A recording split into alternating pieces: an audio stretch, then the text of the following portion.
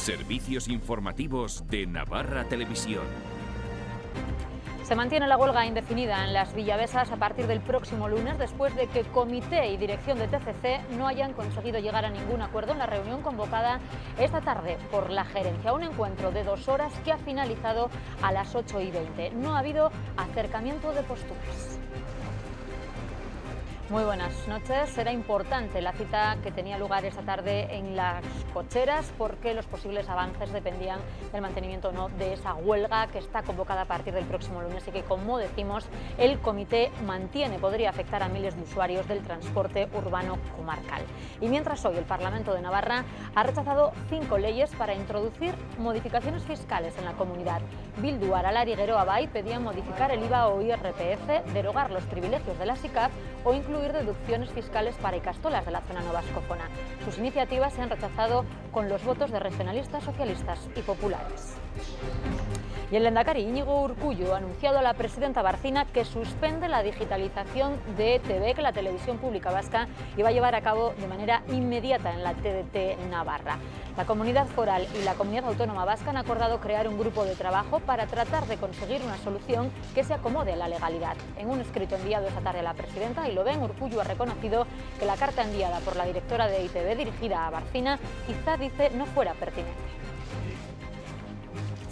Artur Mas ha puesto el 9 de noviembre del próximo año como fecha para la consulta soberanista de Cataluña. Además, ya hay acuerdo de qué va a preguntarse. Quieren que Cataluña sea Estado y si quieren que sea independiente. El presidente Rajoy ha rechazado tajantemente autorizar esa consulta. No se va a celebrar. Es inconstitucional y no se va a celebrar. Y hoy ha comenzado aquí, en el Congreso, uno de los debates más importantes del año, el de la reforma del Código Penal. La gran novedad, la prisión permanente revisable y todo a la sombra de las últimas excarcelaciones y la derogación de la doctrina Parot, que ha estado muy presente en la sesión. El ministro Gallardón cree que si hubiera habido antes esta reforma, la prisión permanente revisable incluida, no se habrían producido esas excarcelaciones.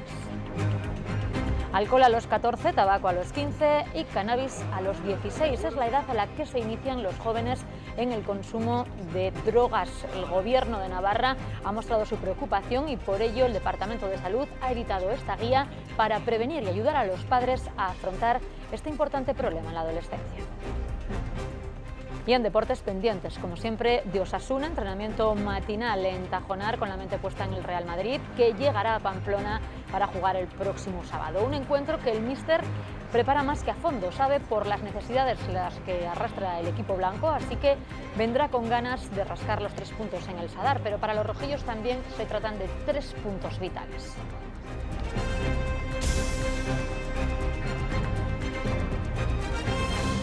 Nuestra primera parada en el Pleno del Parlamento de Navarra, donde se han rechazado 5 propuestas distintas para introducir cambios fiscales en los impuestos de Navarra. Bildu, Aralar y Geroa Bai querían modificar el IVA o el IRPF y derogar los privilegios de la SICAP o incluir deducciones fiscales para las ikastolas de la zona no vascófona. Las iniciativas se han rechazado con los votos de UPN, PSN y el Partido Popular. A debate la derogación de los privilegios fiscales de la SICAF, la modificación del impuesto sobre sociedades y la eliminación del sistema dual de tributación de las rentas de trabajo y de capital. 3 leyes propuestas por Bildu y Aralar. ¿Usted cree que su modelo fiscal puede exponerse de ninguna de las maneras como la garantía del empleo en Navarra? Es que ustedes no ven lo que está pasando. No voy a ser yo quien descubra ahora que si la política fiscal siempre es importante para la defensa y la gestión de lo público, en momentos de crisis lo es mucho más. Y también sobre la mesa, iniciativa de Geroa Bai, deducciones fiscales para ikastolas de zona no vascófona y la modificación del IVA. Yo creo que debemos trabajar por solucionar la discriminación existente en los centros de la red concertada ya. Yo creo que esa es una cuestión, una decisión que está en nuestras manos. 5 propuestas fiscales que solo ha apoyado Izquierda Esquerra. En este fin de año del año 2013, quien está trayendo propuestas a este Parlamento son los grupos de la oposición. UPN, PSN y Partido Popular han evitado que salieran adelante. Que no se utilice la autonomía fiscal y financiera para machacar a los ciudadanos de esta comunidad. Eso es lo que queremos. ¿Ustedes quieren lo contrario? Nosotros no queremos que ni Navarra ni los ciudadanos navarros estén en peores condiciones que el resto de los ciudadanos españoles.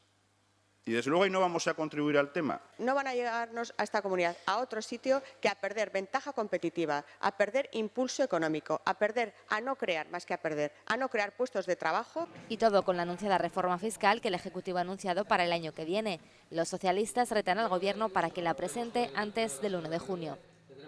Y en el turno de preguntas, en esa sesión plenaria, turno de preguntas de actualidad, la consejera de Economía ha dado respuesta a varias cuestiones. Entre otras, ha respondido a Bildu, que ha acusado a Lourdes Goikoetxea de no respetar al Parlamento y al Gobierno de haber fracasado por no poder aprobar los presupuestos. Goikoetxea le ha respondido que no piensan convocar elecciones y que seguirán trabajando mientras tengan salud. Usted está fracasando. Ha fracasado. Su actitud de aferrarse al clavo ardiendo del poder, cuando es evidente su minoría y su fracaso y que la mayoría de la ciudadanía no respalda las actuaciones de su gobierno, es una cuestión dramática desde el punto de vista institucional. Que me diga que he fracasado es mi mayor éxito. Si usted me dijera lo contrario, me preocuparía. Que no tenemos por qué convocar elecciones.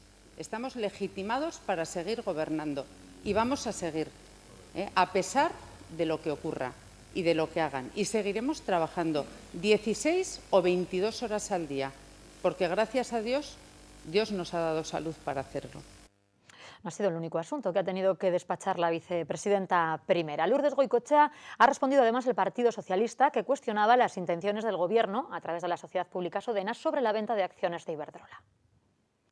Criticamos cómo acabó EHN, criticamos la compra de las acciones, pero a partir de ahí eso ya forma parte del patrimonio público. Bueno, pues aquello que empezó mal, lo que le pedimos, señora Goikoetxea, es que no acabe tan mal o peor de como empezó. No nos precipitemos por alguna exigencia no confesa haciendo una mala operación. A mí, desde luego, que no me gustaría que acabara mal, y si tengo que velar es porque acabe de la mejor manera posible. En ningún momento se ha planteado que la venta de las acciones iba a ser una venta inmediata, ni en este momento, sino que en esa negociación de financiación con las entidades financieras se ha puesto encima de la mesa si en algún momento habría que plantearse la venta. Apenas ha durado 24 horas el conflicto institucional que ha generado entre Navarra y la Comunidad Autónoma Vasca la pretensión de la dirección de EITB de digitalizar su señal en la comunidad foral. Ayer mismo el Ejecutivo Foral anunciaba que iba a denunciar al Gobierno central esta intromisión por considerarla ilegal, y esta misma tarde ha sido el Lehendakari Urkullu quien ha anunciado que suspende esa intención. Ambos líderes, Barcina y Urkullu, han acordado crear un grupo de trabajo para tratar de conseguir una solución legal. Según informa el Gobierno de Navarra en una nota de prensa, el lehendakari vasco Iñigo Urkullu ha enviado un escrito esta misma tarde a la presidenta Yolanda Barcina, en el que ha reconocido que quizá no fuera pertinente la carta dirigida por la directora de EITB a la presidenta foral, mostrando su intención de digitalizar a partir de hoy la red analógica que la televisión pública vasca dice tener en Pamplona, señala la nota. El Ejecutivo solicitó de manera urgente y formal una rectificación al tiempo en que pidió a la directora de EITB que mantuviera sus emisiones dentro del territorio del País Vasco, por ser donde su licencia se lo autoriza. Urkullu, que era recibido por Barcina el pasado 7 de noviembre en el Palacio de Navarra, ha anunciado que suspende la digitalización de la señal de EITB en la comunidad foral. No obstante, ambos líderes, tras conversaciones telefónicas mantenidas esta misma mañana, han acordado crear un grupo de trabajo para avanzar en conseguir una solución que se acomode a la legalidad, una vez que el protocolo suscrito en 2009 ya no está vigente. Fue el pasado mes de marzo cuando el Gobierno de Navarra daba por roto ese protocolo que recogía un compromiso con el Gobierno vasco para la captación de ETB, al entender que sus nuevos mapas del tiempo incumplían la cláusula firmada de respetar la realidad política, social e institucional, además de los símbolos que diferencian ambos territorios. Y otro conflicto institucional, esta vez en Cataluña. El presidente de la Generalitat, Artur Mas, anunciaba esta mañana que la consulta de autodeterminación se realizará el domingo 9 de noviembre del próximo año. Ya se ha acordado que va a incluir una pregunta con 2 apartados, tras lograr un principio de acuerdo con los partidos que la secundan. Las preguntas serían: ¿quiere usted que Cataluña sea un Estado? Dice la primera. En caso afirmativo, ¿quiere que sea un Estado independiente? El presidente Rajoy ya ha rechazado esta misma tarde tajantemente que vaya a autorizar ninguna consulta en Cataluña, y el Gobierno considera que va totalmente en contra de la Constitución. Que esa consulta no se va a celebrar. Es inconstitucional y no se va a celebrar. Lo que han planteado esta mañana algunos partidos políticos de Cataluña es radicalmente contrario a la Constitución y a la ley.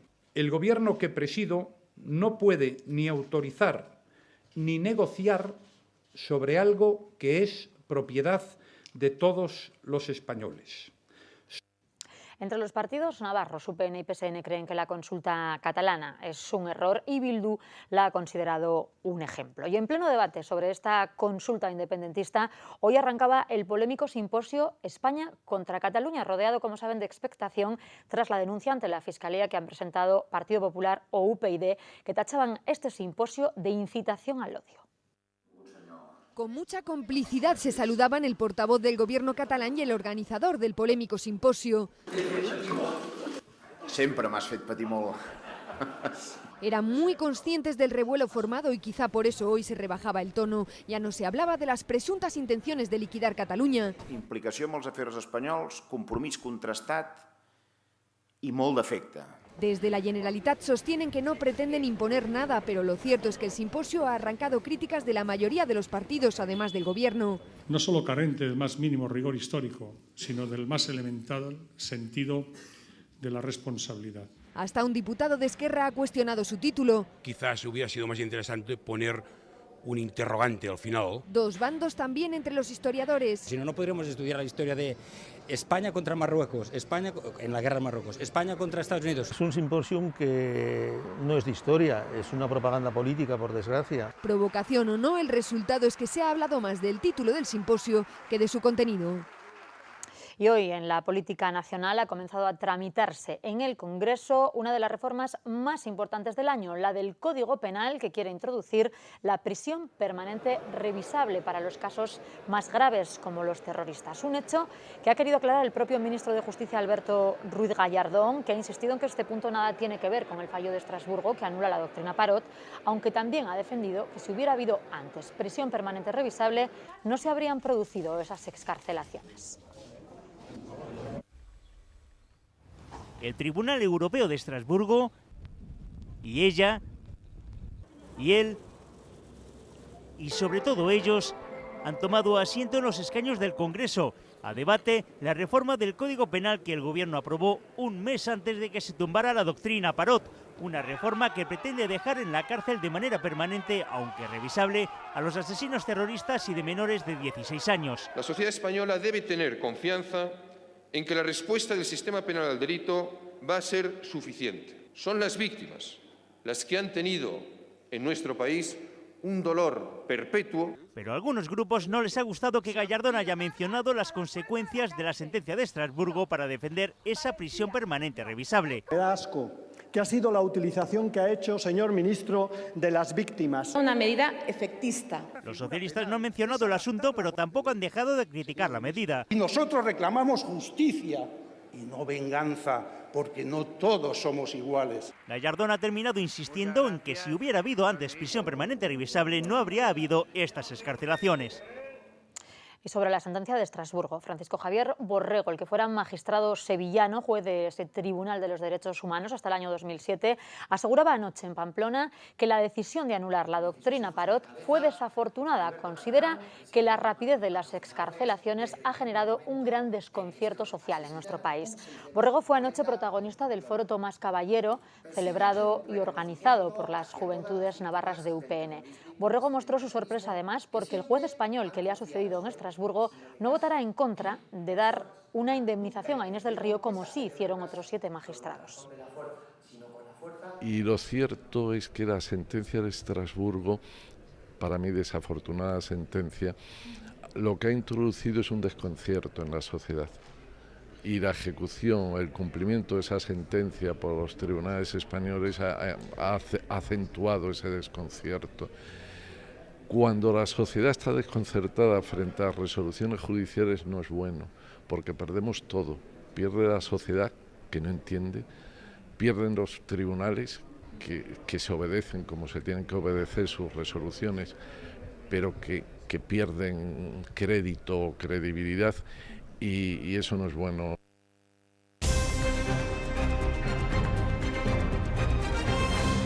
No hay hay avances en el conflicto laboral que se vive en el transporte urbano comarcal de Pamplona. A las 8:25 de la tarde finalizaba una reunión que se ha prolongado 2 horas y media entre sindicatos y gerencia de la empresa TCC, de la que no ha salido acuerdo alguno. Los sindicatos que acudían a la cita han criticado el comunicado que emitía la dirección de la empresa durante el transcurso de esa reunión y en el que se afirma no entender el mantenimiento de la huelga y los paros, perjudicando a la ciudadanía tras el laudo, según la empresa, que mantiene la vigencia del convenio.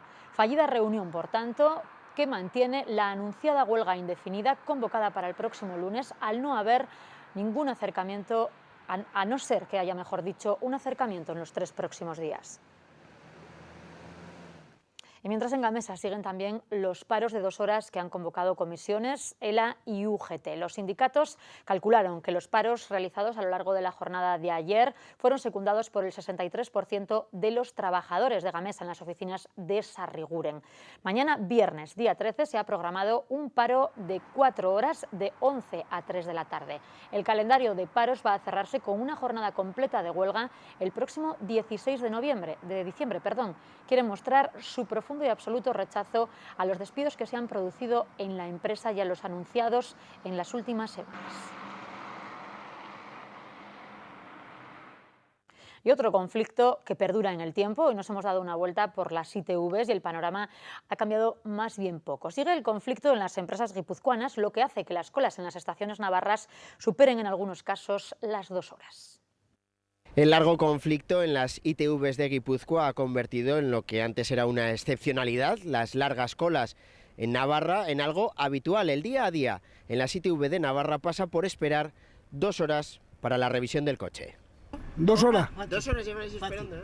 Sí, sí. Y a ver, ¿ya qué hacemos? Solemos ir a Arbizo y allí también 2 horas, 3 horas todos los días. Este es el panorama, más de un centenar de coches esperando pacientemente a que llegue su turno. A la huelga en Guipúzcoa se suma además que el mes de diciembre es en el que más vehículos deben pasar la revisión. Y todo sin saberse si de una vez por todas se solucionará el problema laboral en Guipúzcoa. Pero meses y meses han pasado parado Urnita y Irún. Entonces, lo único que tenemos es en Vergara. Pero allí, igual que aquí, está a tope todo, se junta allí todo. Pues llevamos ahí, no sé, ya 3 años, que todos siempre están con... Ahí hay algo, no sé, que hoy trabajan 4 días y 4 días arriba, 4 días abajo. Y ahí estamos, pues aquí pasando las penas del Calvario, como se suele decir. Las estaciones de las ITVs de Sant Esteban, Arbizu o Noain presentan aspectos similares o peores a esta de Pamplona en el polígono Agustinos. En materia de vivienda, el consejero de Fomento ha asegurado hoy que las soluciones a las viviendas de camineros en Pamplona no pueden ser únicas y aboga por estudiar caso a caso. En algunos de esos casos apuesta por que se dediquen, ha dicho, a alquiler social.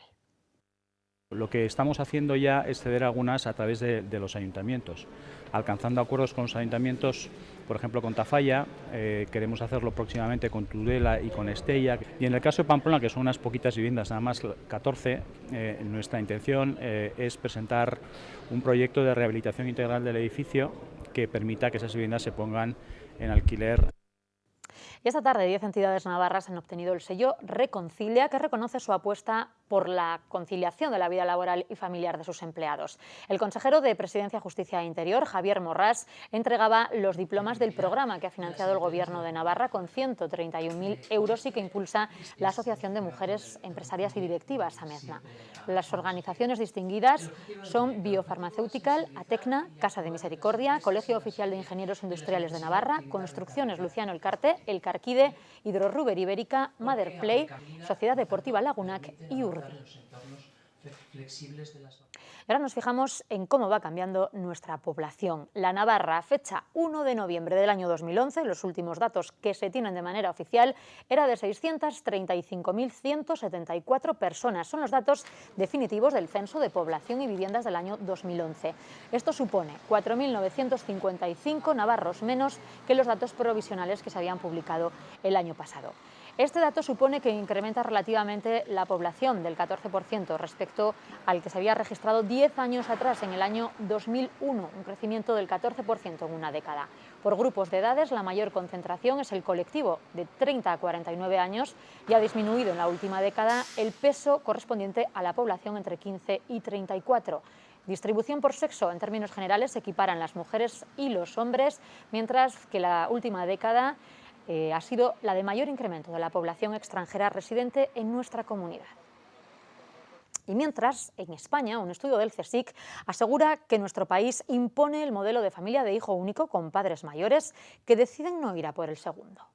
Estamos a la cola de la natalidad en Europa, 1,3 hijos por mujer. Uno, y no sé si tendré otro. Pero no es que los españoles no tengan hijos, es que cada vez son más los que tienen solo uno. La gran dificultad es ir al segundo o tercer hijo. Esto hace que 3 de cada 10 españoles crezcan sin hermanos. ¿Tú le has pedido a tu mamá tener más hermanitos?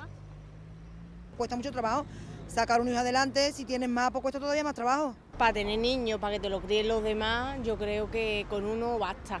Una de las causas es que la edad media para tener el primer hijo ha aumentado de 25 a 30 años, pero hay más. La flexibilidad laboral falta. Faltan guarderías, falta un sistema de bajas de maternidad y de paternidad adecuados. 4 meses no es suficiente. Estoy trabajando y además un negocio familiar y no puedo estar como yo quisiera. Si todo esto no cambia, la tasa de fecundidad baja se mantendrá indefinidamente. Hasta parar, mi yerno igual, y todo depende de mí. Aunque la gente que apuesta por no tener hijos también sube. Según datos que publica hoy el Instituto Nacional de Estadística, hay 4 millones de hogares en España de parejas sin hijos.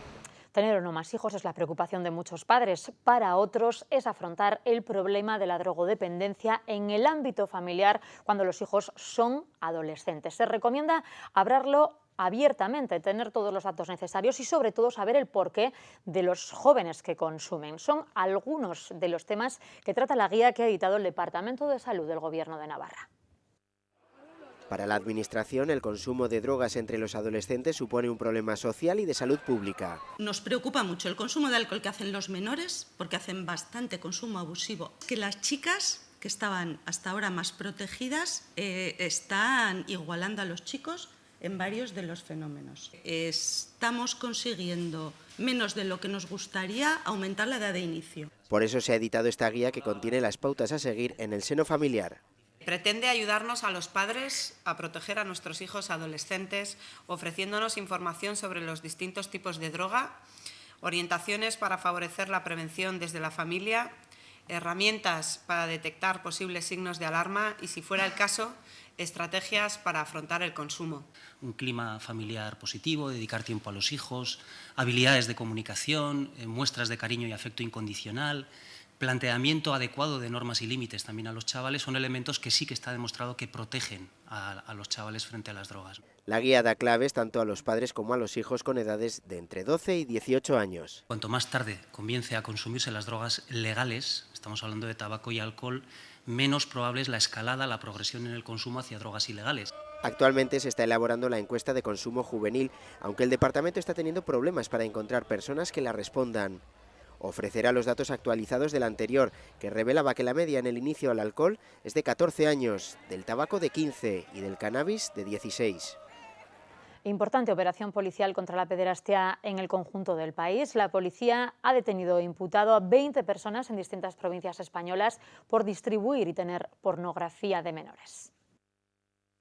21 detenidos por toda España. En sus ordenadores la policía encontraba vídeos y fotos muy duros. Escuchen. Graves abusos sexuales, violaciones a bebés. Entre los detenidos destaca este individuo, Jens Sosna, un alemán de 62 años que vivía en Benidorm, profesor de informática que aprovechó sus clases para abusar de menores en su casa. Tenía papel de aluminio en las ventanas para que nadie viera nada. Grababa sus propios vídeos y luego los distribuía. La policía encontraba en su casa todo este material. Lencería, zapatos de tacón para el uso de estas niñas, golosinas, regalos, juguetes sexuales. Para desmontar esta comunidad pedófila, por primera vez la policía ha usado un sofisticado programa norteamericano, un sistema que permite rastrear todos los archivos. Los 21 detenidos habían formado una comunidad de la red. No solo compartían archivos, también guías de cómo acercarse a los menores o cómo no dejar rastro en Internet. Estamos llegando al final de esta emocionante etapa, pelotón agrupado y atención que se produce un demarraje de un ciclista del equipo Caja Rural.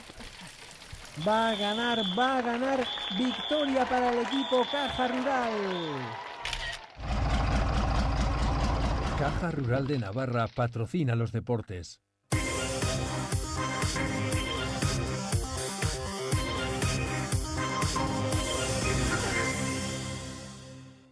Ni miedo al Madrid ni a su gran estrella Cristiano Ronaldo. Así de contundente ha sido Andrés Fernández, que dice que no le causa pavor enfrentarse al portugués. Los rojillos están con todos los sentidos puestos en el conjunto blanco, que este sábado querrá sin duda seguir con su remontada hacia el liderato.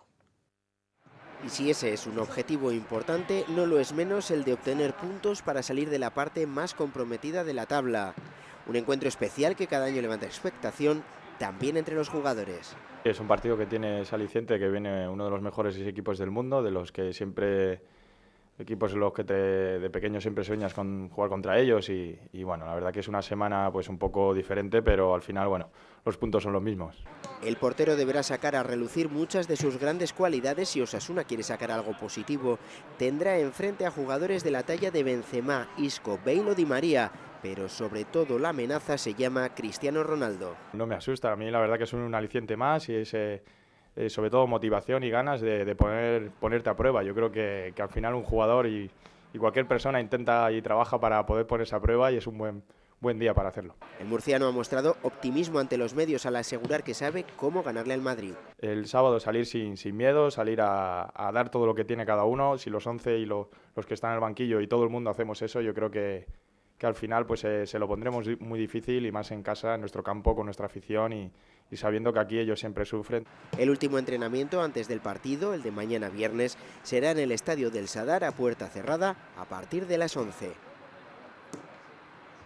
Y mientras el Madrid ha completado su segundo entrenamiento para preparar este choque, el partido en Pamplona. Se han incorporado los titulares del martes en la Liga de Campeones, que ayer se habían ejercitado solo en el gimnasio. El entrenador Carlo Ancelotti ha contado con 22 futbolistas sobre el césped, incluido el interior derecho del Castilla, Lucas.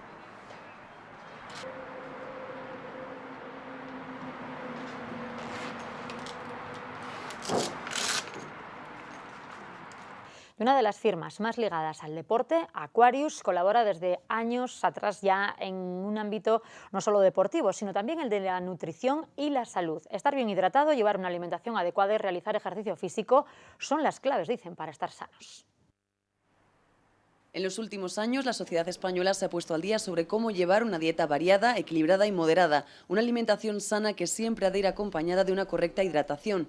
Sin embargo, seguir estas pautas no asegura un buen estado de salud. Hay que tener en cuenta que la ingesta de calorías tiene que fijarse en función del gasto energético. Durante los últimos años se ha hablado mucho de lo que denominamos ingesta de calorías o de nutrición o de hidratación, pero no se ha hablado tanto de lo que es la actividad física y lo que es el gasto energético, o lo que es el equilibrio entre lo que se gasta y lo que se ingiere. El 12% de los niños de entre 5 y 14 años no realizan ninguna actividad física y el porcentaje asciende hasta el 35% al analizar a la población de entre 15 y 24 años. Y a partir del año 2013 lo que hemos dado es un impulso mucho mayor a hablar de todo lo que es actividad física, promoción de la actividad física, pero no solo como indicador sobre la obesidad, el sobrepeso, sino como un indicador de salud, es decir, para la salud cardiovascular, la salud muscular, la salud ósea, incluso la salud mental. Para concienciar a los padres de la importancia de practicar deporte, el Grupo de Actividad Física de la Asociación Española de Pediatría ha elaborado el primer decálogo para padres sobre la actividad física de sus hijos.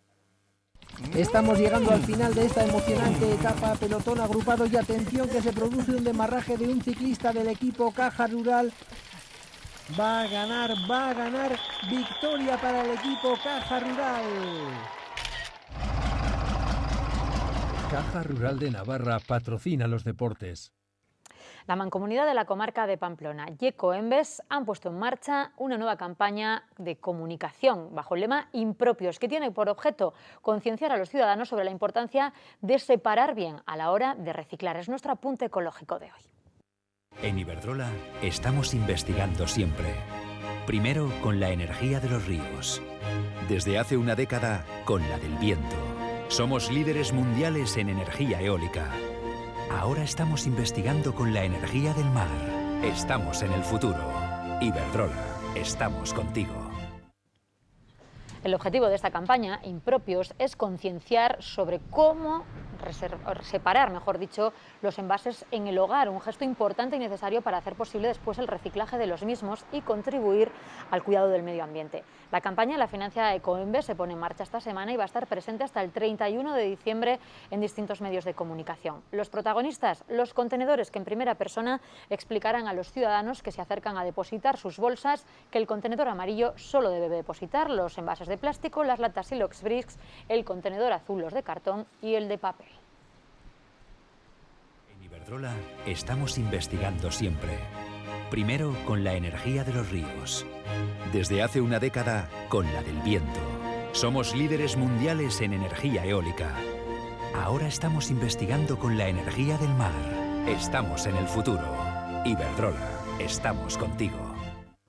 Importantes consejos de cara al reciclaje ahora que se acercan las fiestas de Navidad, donde se incrementan y mucho los residuos en el hogar. Pero también con la llegada de la Navidad llegan otros fenómenos. Comienzan a celebrarse las tradicionales cenas de empresa con precios que pueden oscilar entre los 30 y 40 euros por persona. En algunos casos paga el jefe, mientras que en otros lo tienen que hacer los propios trabajadores.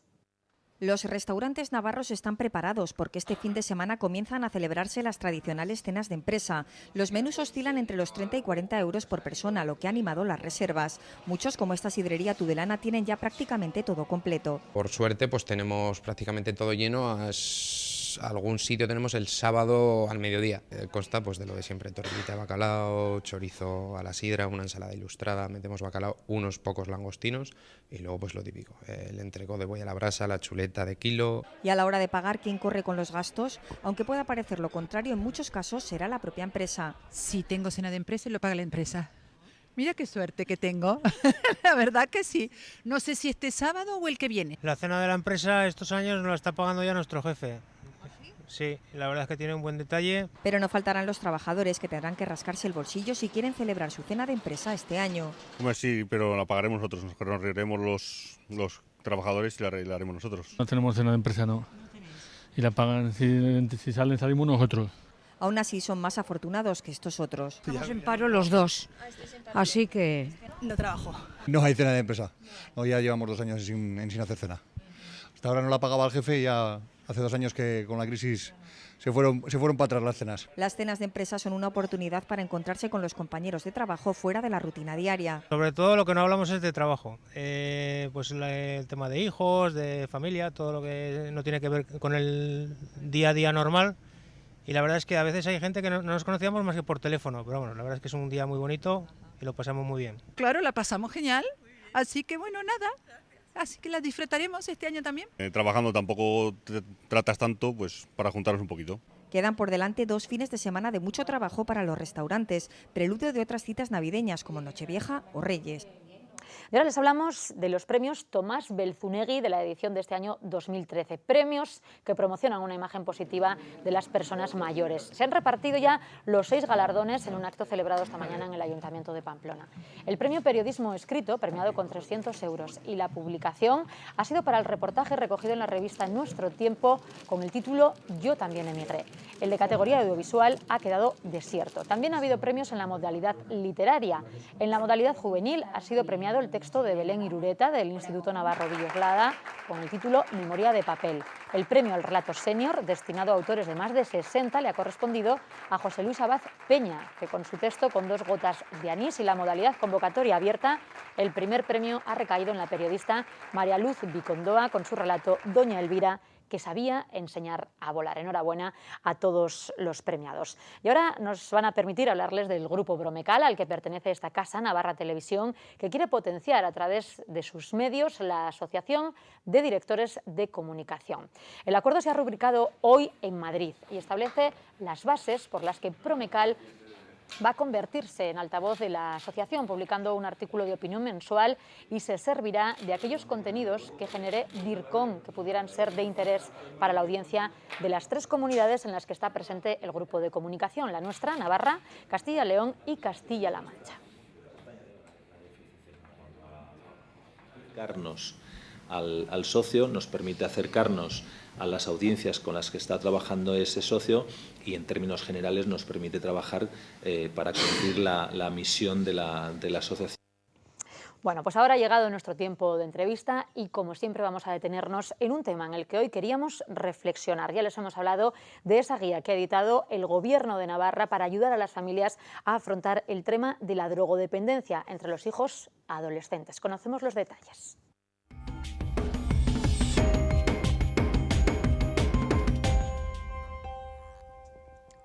Nos acompaña María José Pérez Jarauta, ella es la jefa de la sección de promoción de la salud en el Gobierno de Navarra. María José, bienvenida, muy buenas noches. Buenas noches. Bueno, guía que entendemos se hace fundamental ayudar a hijos e hijas frente a las drogas. Vamos a contextualizar primero y vamos a determinar qué se consideran drogas, porque también estaría incluido el propio tabaco, ¿no? Claro.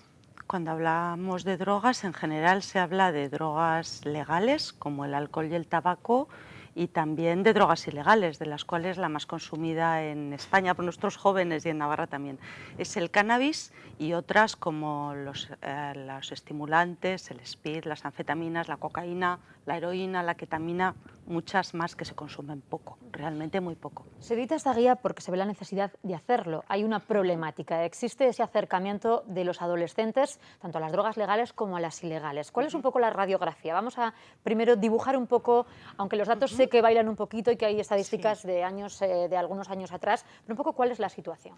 Claro, el tema es que datos nuestros con suficiente fiabilidad, hacemos una encuesta cada 5 años de juventud y salud. Entonces la última es de 2008 y estamos ahora mismo haciendo el trabajo de campo de la de este año, con lo cual habrá variado probablemente la situación y los datos yo prefiero darlos datos de ahora mismo, cuando esté hecha la encuesta, que será por febrero. Pero sí que lo que se puede decir claramente es que si exceptuamos el alcohol, la gran mayoría de los jóvenes navarros no consumen drogas, consumen pocos jóvenes, pocos realmente. Pero sí que es un número suficientemente importante como para tenerlo en cuenta y sí que las consecuencias, sobre todo, estamos hablando de menores, porque la guía va dirigida, luego hablamos más, a adolescentes, ¿no? A padres y madres de adolescentes. Si hablamos de menores, el tema es que las consecuencias son muy serias. ¿Por qué? Porque es tan importante la prevención. ¿Por qué se edita la guía? Porque el cerebro adolescente no ha acabado de madurar entre los 12 y los 18. Cada vez se ve que se madura más tarde, que áreas importantes como las relacionadas con la escucha, con las habilidades de comunicación, con la memoria, con la escuela, con lo cognitivo, maduran más tarde. Entonces las consecuencias sobre esa maduración son muy importantes. Además, muchos padres no sé si afrontan este problema cuando ya es demasiado tarde, ¿no? Cuando ya se les ha ido un poquito de las manos. ¿Cuál es la situación en la que las familias se acercan a esta realidad?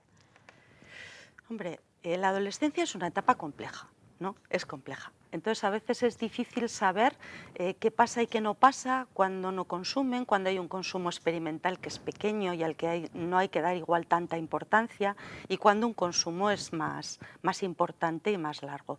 Pero lo que sí es verdaderamente importante es prevenir desde todo el rato, desde el inicio. Intentar desarrollar un estilo educativo que se llama positivo, ahora está muy de moda la parentalidad positiva, ¿no?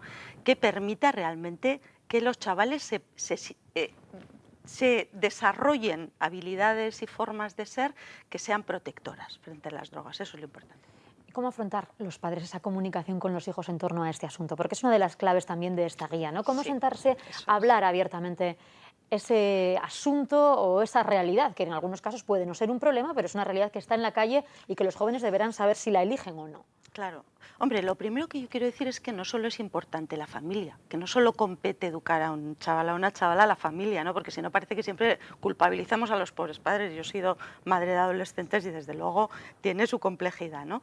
Pero siendo eso cierto, ¿no? También es cierto que es importante formarse y estar ahí y formarse todo lo posible. ¿Qué es importante? Es muy importante varias cosas. Una es hacer de modelos de salud de los hijos, que nos vean como referentes, eso es importante. Otra cosa que es importante es saber y tener claro que no hay padres perfectos. O sea, que no hay un estilo único ni una manera única de educar que podamos decir, mira, recetas, ¿no? Si haces esto, tal, si haces tal cual. Y luego sí que hay orientaciones. Y orientaciones, por ejemplo, son pues dedicarles tiempo a los chavales y a las chavalas. A veces, especialmente las madres que trabajamos fuera de casa, nos agobiamos un poco con ese tema, ¿no? Hombre, es más importante la calidad que la cantidad, pero un mínimo de tiempo sí. O, por ejemplo, también es muy importante participar en su entorno. Conocer la escuela, sus amistades, que si inviertes desde el inicio, luego te va a ser muy útil de adolescentes, ¿no? También es muy importante y los adolescentes necesitan las dos cosas, mucho cariño y mucha aceptación, demostrarles que les quieres, mucho amor, ¿no? Les queremos mucho a nuestros hijos. No solo sean, dice la guía, imposiciones de límites y normas, ¿no? No excederse en las imposiciones y en las prohibiciones, sino también, ¿no? Eso. Pero también los límites, ¿eh? También las normas y los límites los necesitan también para crecer. Pero es importante poner normas y límites pocos, claros, razonados, adecuados a la edad de los chavales, porque no es lo mismo un chiquillo de 3 que un chaval de 18, ¿no? Poner las normas con firmeza, pero sin agresividad, pero que tengan consecuencias lógicas, que se puedan cumplir y qué tal. Claro, comunicarse con ellos, hay que hablar de drogas, de sexo y de todo lo que tiene que ver con la vida, ¿no? Muchos padres que acudan a esta guía tal vez la abran con una pregunta concreta. ¿Cómo sé yo si mi hijo consume? ¿Cómo sé yo si mi hijo fuma? ¿Si mi hijo bebe o si mi hijo se droga? ¿Hay claves? Ya. Hombre, hablar de esto así tan resumidamente como yo voy a hablar ahora da un poco de miedo y es mejor, yo aconsejo a los padres y madres de esta comunidad que se lean la guía. Que para eso hemos editado una para cada familia y luego hablamos, si quieres, de dónde están disponibles, ¿no? Pero claro, sí que hay, ¿no? El alcohol, todos conocemos los efectos de una borrachera, ¿no? El barco, el tabaco huele la ropa, huele tal. Depende un poco, ¿no? Con el cannabis a veces se ponen los ojos rojos, pero más allá de eso, lo que se nota en general es que los chavales cuando consumen drogas ilegales especialmente, y se tienen que dar varias de estas cosas a la vez, se vuelven mucho más irritables, cambian de actitud, a veces hacen bajadas muy bruscas de rendimiento escolar, problemas en la escuela, horarios muy desfasados, cambios de amistades. A esas cosas gordas hay que estar atento. Manejo injustificado de dinero, o sea, que no sabes de dónde ha salido, que tengan tanto dinero de pronto. Ese tipo de cosas gordas, porque la adolescencia da lugar a muchos cambios. El que esté un día borde, un chaval o una chavala, pues es frecuente o relativamente frecuente en algunos. Puede estar en el marco de lo normal, Eso es. ¿no? Y diferenciar, yo aconsejo leerse, que se explica más detenidamente de lo que desde aquí luego nos da tiempo. Es una guía que está muy bien editada, que se lee fácil, que tiene además viñetas, ¿no? Con lo que son iconos que identifican un poco las realidades y que marcan también una clave a la hora de saber funcionar en este tema. Y es cómo se puede saber por qué los chavales acceden o buscan amparo en el alcohol o las drogas. Un poco también cuáles son los porqués, ¿no? De que la juventud acuda a estas realidades. Claro, hay muchos factores también, ¿no? Y es un tema complejo, muy complejo, ¿no? Pero la accesibilidad a las sustancias es importante. Tanto el precio como el que existen, como el que las pueden comprar. El modelo de sociedad en que vivimos, que es muy complejo también. Y luego están factores como la familia, el centro escolar, las amistades, que pueden ser a la vez factores de riesgo y de protección. Por ejemplo, un centro escolar que eduque en el desarrollo personal y que ayude a los chavales a un buen rendimiento, favorece, es un factor de protección. Si no, si es lo contrario, puede ser un factor de riesgo. Las amistades, lo mismo. Si el grupo de amigos o de amigas está muy centrado en un ocio relacionado con las sustancias, es un más factor de riesgo. Y sin embargo, si los chavales y chavalas tienen ocio muy diversificado relacionado con el ejercicio, con la amistad, con tal y cual, pues es más protector, ¿no? Entonces los factores son múltiples.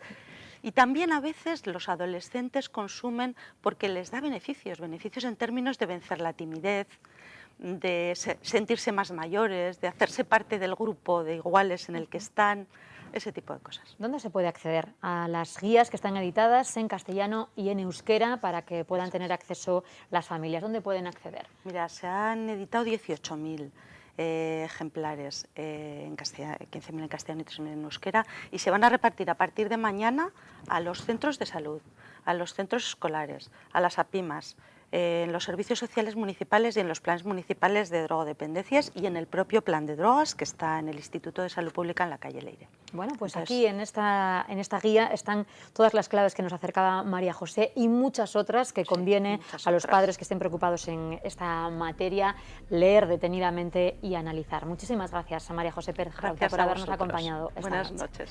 Bueno, pues así con el tiempo de entrevista, como ya es habitual, ponemos también punto y final a la crónica de noticias. Volvemos mañana en nuestros horarios habituales aquí en los servicios informativos de Navarra Televisión. Adiós.